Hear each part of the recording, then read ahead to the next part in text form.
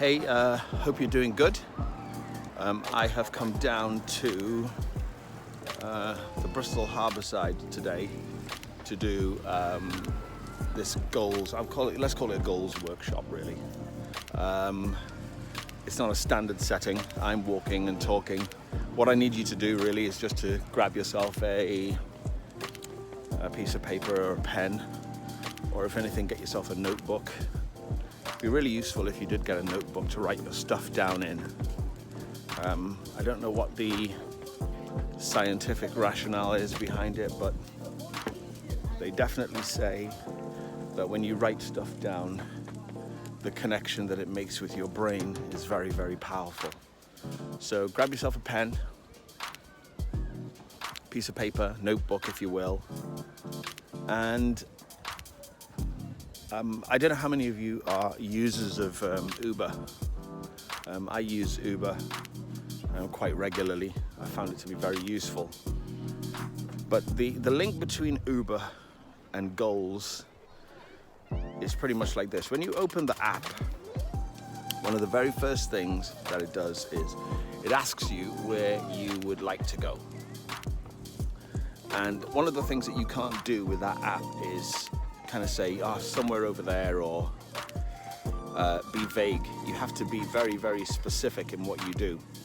In fact, if a couple of people get into an Uber and you're going in different destinations, you actually have to put that information into the app so the driver is very clear, otherwise he's not going to go. So what's the connection between that and your goals? I'll tell you. More often than not, the reason why we don't succeed in stuff, and you know what, maybe different for you, but I'm speaking from personal experience, is I've not achieved stuff because I've not been specific. It's really important for you to be incredibly specific and in detail about what you want. One of the most challenging things actually is to decipher what you want. And I would say to you that the best way to decipher what you want is to look around you right now. Look at everything that's in your life right now, maybe even the room that you're in right now, and look at everything that isn't the way that you'd like it to be. And make a note of everything in its exact state. Because by default, what you'll be getting is a list of dissatisfaction. But your dissatisfaction list contains everything that you do want. So all you need to do is just look at that list and make sure that everything that you do on that list is the opposite of what's on the list.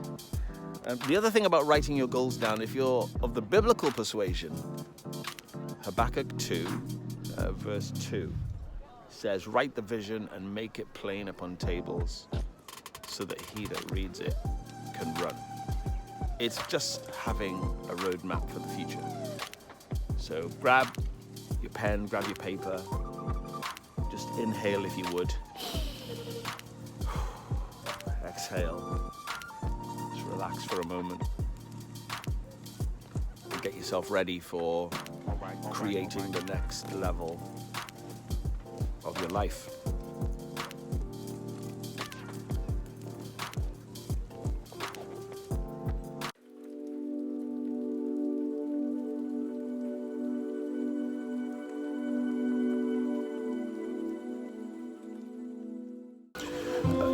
The first thing that I want you to write down is 5 things, just 5, that you are incredibly proud of, or things that you've achieved, things that you've done.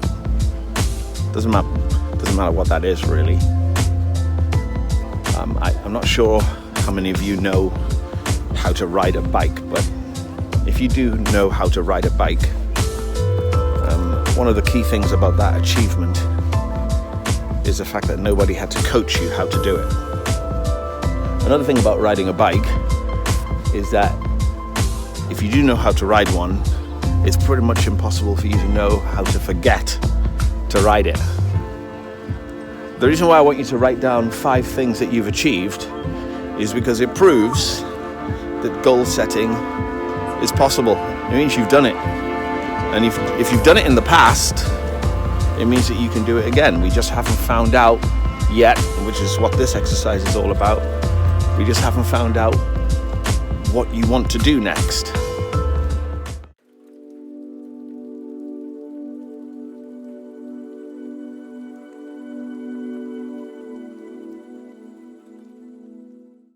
The next thing I want you to do is to write down 50 things that you want to achieve over the course of the next 10 years. Yeah, 50 things. Doesn't matter if it's big or small, just 50 things.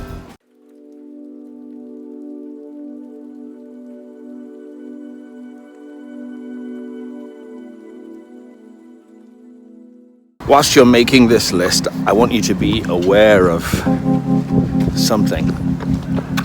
And the thing I want you to be aware of is your filter. I'll explain to you what I mean by that. We all have these smartphone cameras, and if you have one of these, when you take a picture, you can put a filter on it which changes the way that it looks. Well, for the majority of us, we have filters which are pretty much limitations.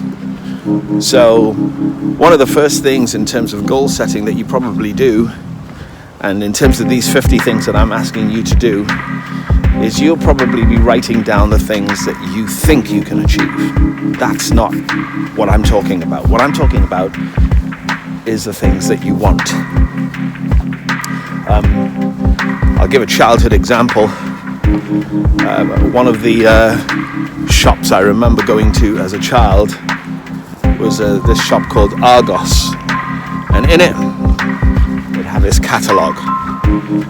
I used to refer to this catalogue as the laminated book of dreams, because in that catalogue had pretty much everything that I wanted. But one of the things that I realized that I would do after a while, and that was probably because of the limitations that I had on my own mindset and stuff from childhood, that you start writing down what you think you might be able to get instead of what you want. So this list is not about what you think you can get or what you think you can afford or what you think you can achieve. It's about what you want. It's your heart's desire.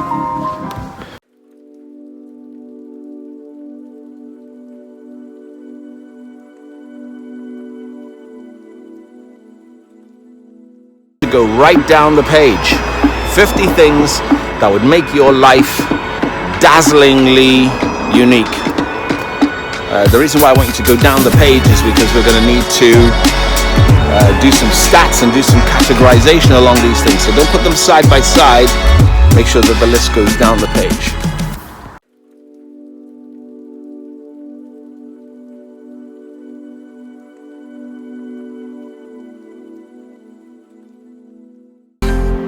I don't know. I can't tell you. You might want to write a book. Places you want to travel. That's a good one. Places you want to travel. It could be financial goals. Could be health goals. I don't know. Maybe you want to lose weight. There's nothing right or wrong about this. The only thing about it is that you know you better than you, so all you need to do is write what will make your heart sing. This will make my heart sing.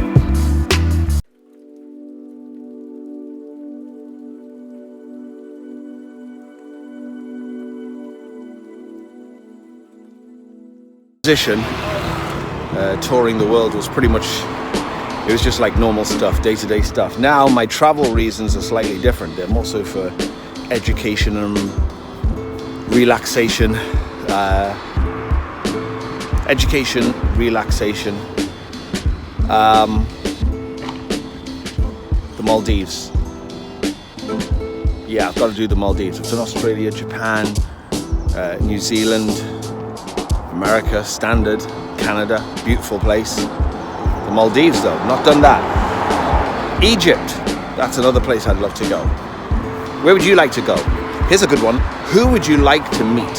Who would you like to meet and maybe spend 15 or 20 minutes talking to in the belief that the information they share with you could change your life?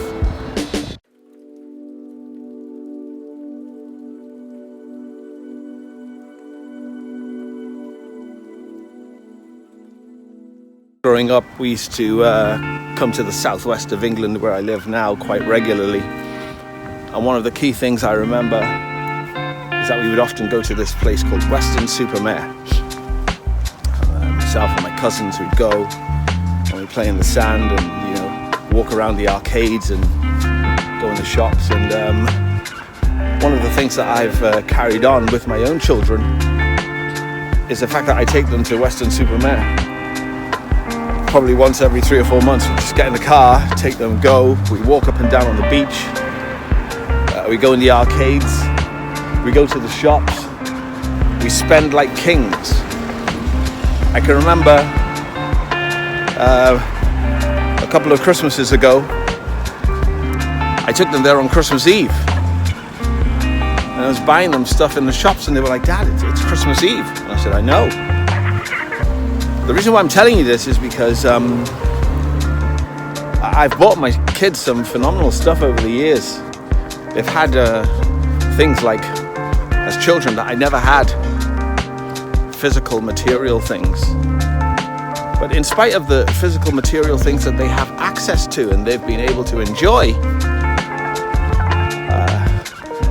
they never ever seem to recall those things. They always recall the experiences. Life is a collection of experiences. So, what do you want to experience?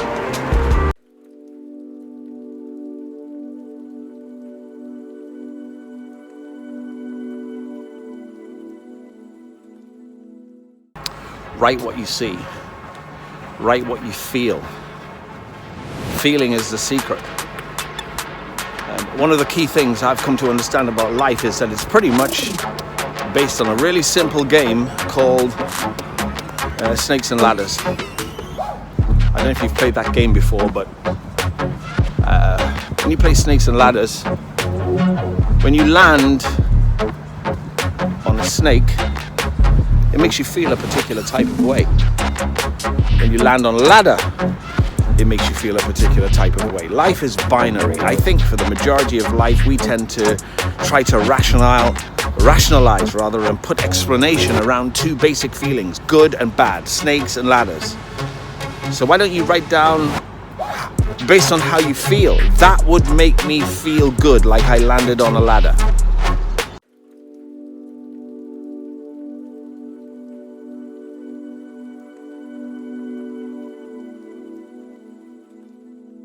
This one makes me laugh, but I think it's worth a little consideration. How about a little revenge? You know, something that would give you tremendous satisfaction. I can remember at a certain point in life, I acquired a BMW 325i convertible, and I had great pleasure in driving that car past certain people. You know, people that said I wouldn't amount to much, or, you know, you won't make it as a musician. You're not educated. You don't have qualifications or anything along those lines. So maybe you should put something that is a little bit revenge-worthy on your list. One of the things I find fascinating about revenge as a concept is the fact that if you check in that fascinating manual called the Bible, God wants to keep revenge all for himself. He actually said, "Vengeance is mine. It's all mine. I'll repay." Maybe he wants that because it feels so good.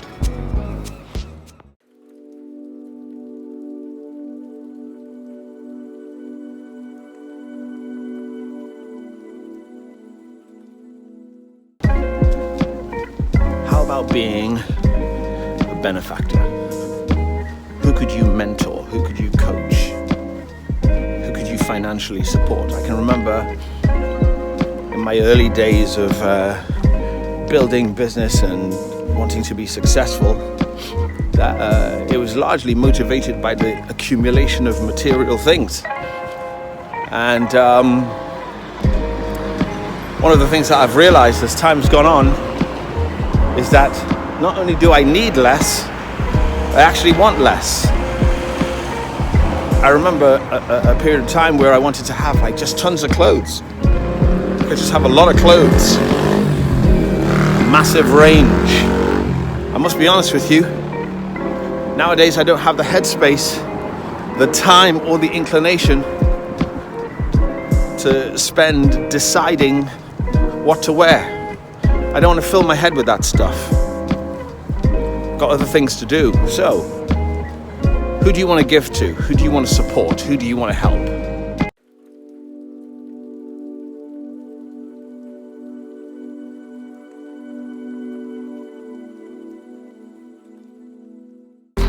Maybe you want a chef or a chauffeur. I don't know.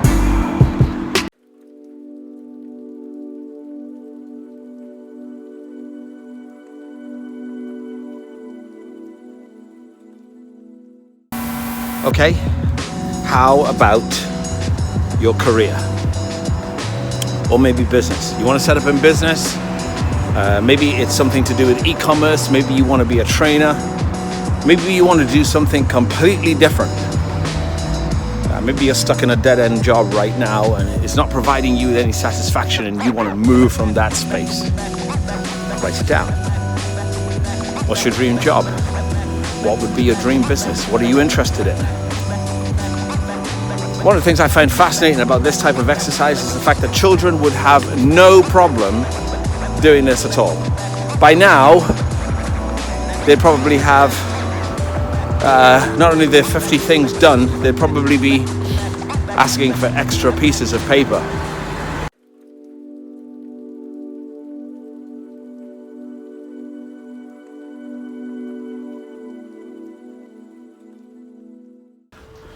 What would you choose if you knew you could have it all? I mean, one of the things I've learned from doing this particular exercise is the fact that I know, or I've come to understand rather, that I don't really use my imagination for its best purpose. Your imagination is the most powerful creative faculty that you have. But yet what we tend to do, I think, is use it mainly for worry. Now, worry is a negative form of meditation, and when you worry, you are self-harming your imagination. So you need to quit that.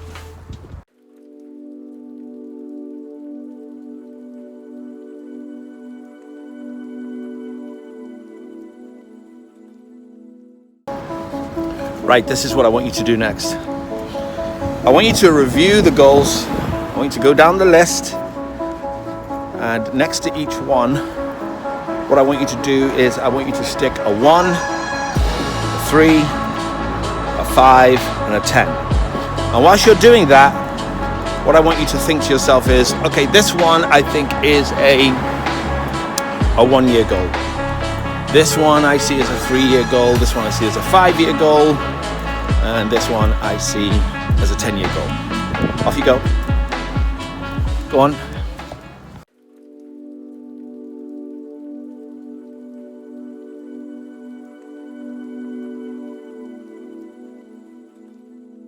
Decided to stop for a coffee. This is a fascinating exercise, but you've got to be patient with yourself. You also need to understand the fact that over the course of time, things change, and you need to be flexible, you need to be adaptable. So don't worry about that type of stuff. Take a break, grab yourself a coffee. See you in a second.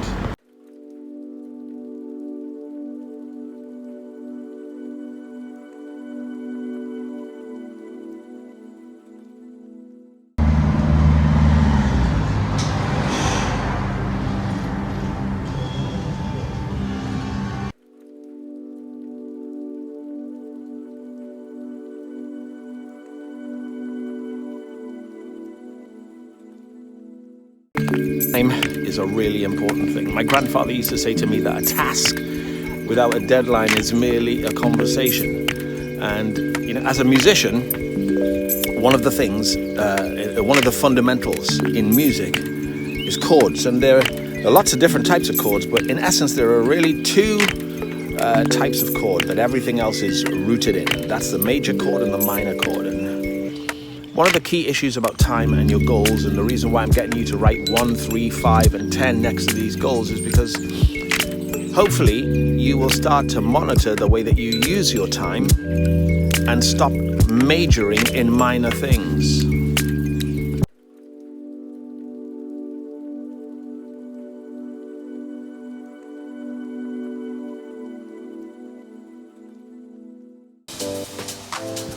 Right, now that you've stuck a 1, a 3, a 5, and a 10 next to each goal. Now I want you to go through all of your goals, and I want you to pick out the top 3 goals in each one of those categories. Top 3 in the 1, top 3 in the 3, top 3 in the 5, and the top 3 that are in the 10, because I want to introduce you to the 3 most important people that are going to propel you to where you want to go next.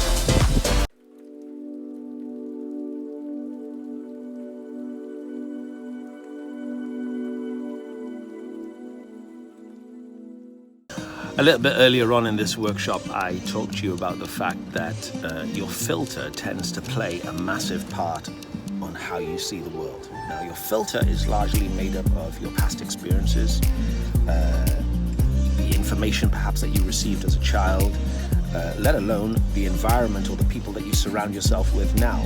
I think it's Jim Rohn that said that you are the sum total of the 5 people that you hang around the most.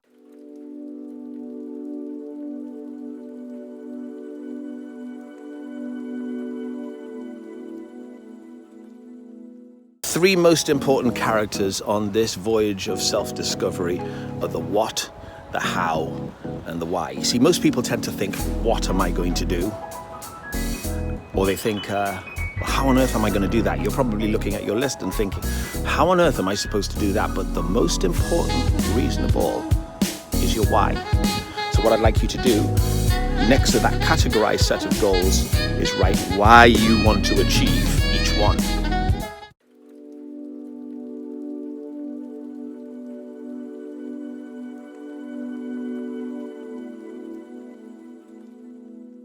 Along my life's journey, one of my regular counterparts has been the dark night of the soul.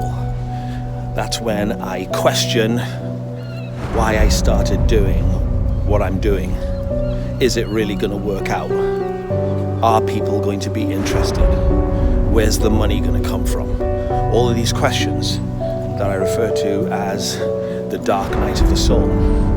When you encounter the dark night of the soul, which you will, it is at that point that you're supposed to come back to your why. Your why will help you to push through barriers, especially the mental ones that exist that perhaps will keep you from going further.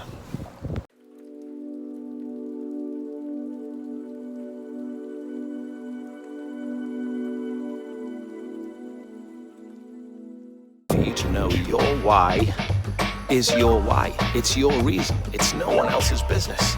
So what you need to do is make it very, very personal to you. You see, sometimes we spend so much time managing what other people think that we have no time to think for ourselves. Make your why personal. Make it strong. Make it real.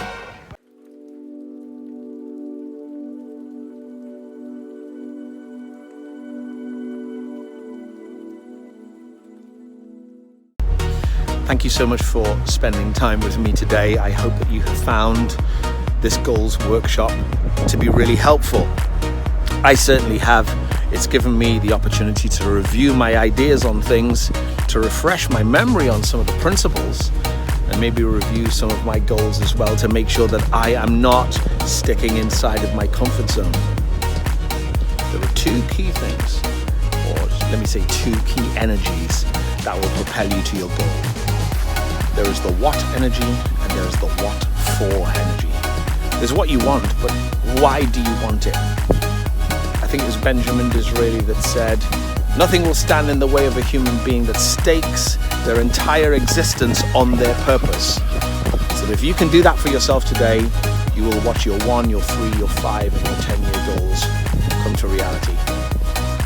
This is Nigel, wishing you good spiritual and mental health. Have a great day.